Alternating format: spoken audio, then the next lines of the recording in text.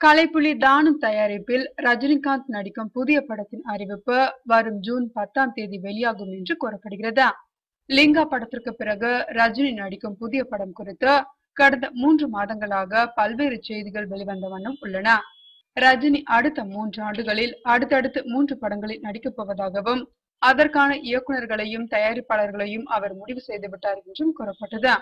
முதலில் அவர் கலைப்புலி தானுவுக்கு ஒரு படம் நடித்து தரப்போகிறார் என்றும் அந்த படத்தை மெட்ராஸ் ரஞ்சித் இயக்குவார் என்று செய்தி வெளியானது. ஆனால் படு ரகசியமாக இருந்த இந்த செய்தி எப்படி வெளியானது என்பது தெரியாமல் ரஜினியும் தானுவும் அதிர்ச்சியடைந்தனர். எனவே அதிகாரப்பூர்வ அறிவிப்பு வெளியிடுவதை தள்ளி வைத்தனர்.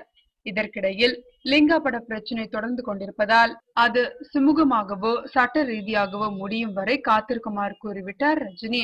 இப்போது வரும் ஜூன் 10ஆம் தேதி ரஜினி ரஞ்சித் படத்தின் அதிகாரப்பூர்வ அறிவிப்பு வெளியாகும் என தெரிய வந்துள்ளது.